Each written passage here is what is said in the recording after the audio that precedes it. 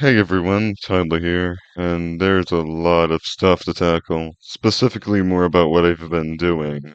So let's get right into it. To get this out of the way, I've long since decided to halt development on Arid Run. There are multiple factors that led me to doing this, so I'm just going to copy and paste most of what I said from the description of the last video. If you are already aware of this, there's a timestamp you can skip to. When I began working on that project on July 6th of 2023, I only knew Python at the time and was relatively more inexperienced than I was today. As I worked on the game, I grew with experience, but I also began to grow dissatisfied with the game's structure. My biggest mistake was that I overscoped. While the basic concept of complete all objectives to win sounds simple, it's nowhere near straightforward. I should have seen the red flags when it took me 6 months just to get around to implementing the win condition. The game I was trying to make was way more complicated than its tagline entails, and development began to slow down as well. At first, I thought I was just working at my own pace, but in hindsight, it's probably because I grew to dislike working on a project that's practically built on legacy code. At the pace I was going, it would have taken years just to finish a game that probably would have ended up mediocre at best and terrible at worst. Don't get me wrong, it did not feel like I wasted my time. Despite the game being unfinished, it still establishes the main mechanics, ideas, and themes of the True Human Tribulation series. In that regard, I think it has completely served its purpose as a touchstone, a way to keep track of where you've been so you don't lose your way to where you're going. What I decided to do after all that was to focus all my attention into learning C++. Eventually, in the middle of a random night, I suddenly had that moment of inspiration, that itch to make another game. I think I was watching this Roblox video when it happened. I think the ending part is what triggered it. You already know what game I'm talking about from my last two videos. This video gives a general overview of what I've been working on, mostly because I've long since learned that barely anyone is willing to read nowadays. So, having learned from my mistakes, I properly introduce to you my second major project, True Human Tribulation 2, Skirmish.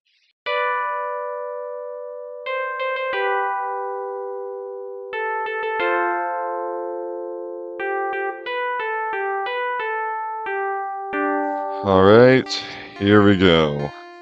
Skirmish is a wave-based fighter where you have to survive against multiple waves of enemies.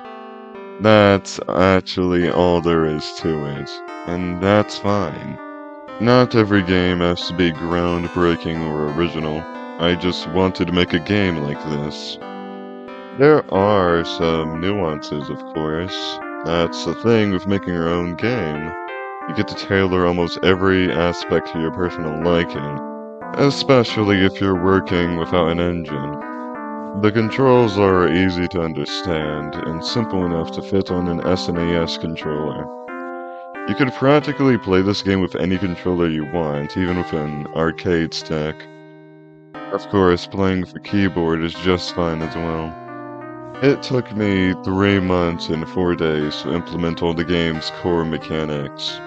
The game has reached a point where it could technically be considered an actual game. All that's left is to implement more content and perform polishing. More will be explained later, and as of writing the script, I am doing the necessary cleanup and preparations. While the game would not be as mechanically advanced as other mainstream fighters, I still think it's worth at least going over the core mechanics that define the game itself. The player has access to 5 different actions by default. Without being too technical, an action in this game can be separated into 3 phases: the charge phase, the active phase, and the recovery phase. The player can only perform one action at a time. For now, we're going to quickly go over the player's core moveset, so just ignore that ominous purple bar right next to the life gauge. Morale is still a mystery to you. for the next couple of minutes. I'll also be explaining the controls within the context of the keyboard, since this is a PC game after all. First up, we have the light and heavy attacks. They both have their own uses, and they can be performed through the Z and X keys respectively. They will always be useful as a free, no-cost way to inflict damage. Then we have guarding, which as of this video could be performed by pressing the space bar. It reduces the damage of the first hit the player has sustained. Its purpose is obviously meant as a reliable defensive option, possibly life-saving at times too. The player's core moveset by itself is pretty alright, but it is not designed to allow them to get far. There's this quote that I made up while developing the first game. Tools are made to extend the limited capabilities of mankind. If you recognize that sentence, then you should know what's up next. Sub-weapons are a reoccurring game mechanic in the True Human Tribulation series. Well, at least for this line of games. In this game, they act as an extension to the player's base moveset, providing them with two special actions that each cost a resource called morale to use. An adequate term for these sub-weapons would be weapon techniques, or just techniques for short. They could each be performed through the A and S keys, and employing for the player to be able to select a sub-weapon upon starting a new run. Going a bit deeper into morale for a second here. In the context of this series and of the individual or group, it's synonymous with their will to survive, their will to achieve their goal, and, well, overall morale. In this line of games in particular, morale acts as a resource to use sub-weapons or other special moves.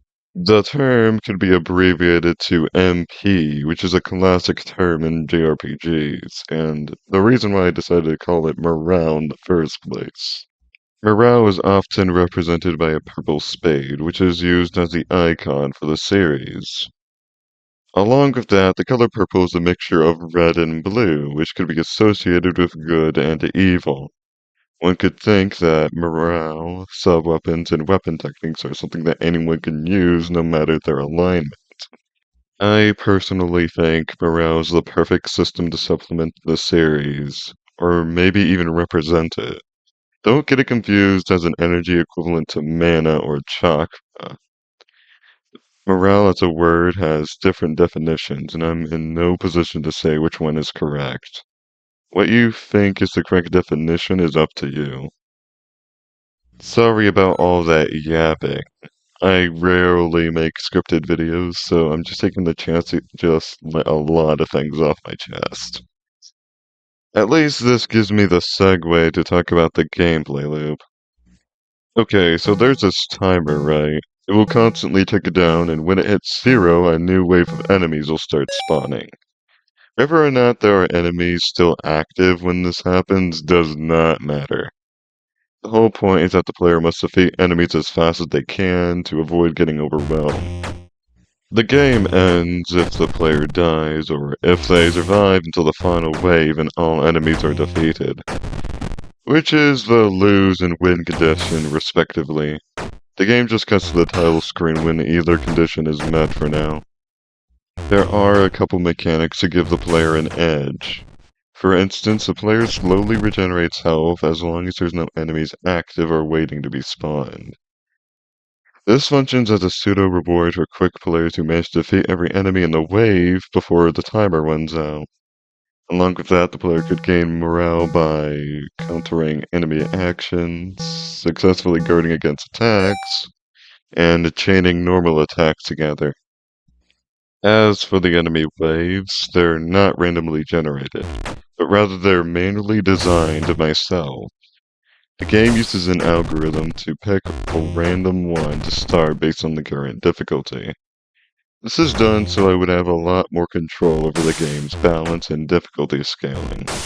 And that's about it. I literally just explained what the entire game will be like. You can tell that I'm doing things a lot more differently than last time. I I've used all the experience I've gained to try to make the game structure and code as simple and easy to read as possible. Not just for me, but for others as well. The project is open source and hosted on GitHub. There you can keep track of the game's development or edit and compile the source code itself. The link is in the description if you're interested. What you're seeing on this screen is a roadmap for what I have planned. The game is currently in the alpha stages where development will be focused on adding new sub-weapons and enemy types. After that, I will focus on pretty much everything else until the game is ready for release on GameJolt and itch.io. I'll say it again, this game will be small in scope. I'm putting all of my focus on only adding what's needed for the game and getting it done. Only then would I consider expanding the game with new features. We're just about to wrap things up, but there's one last thing I want to talk about.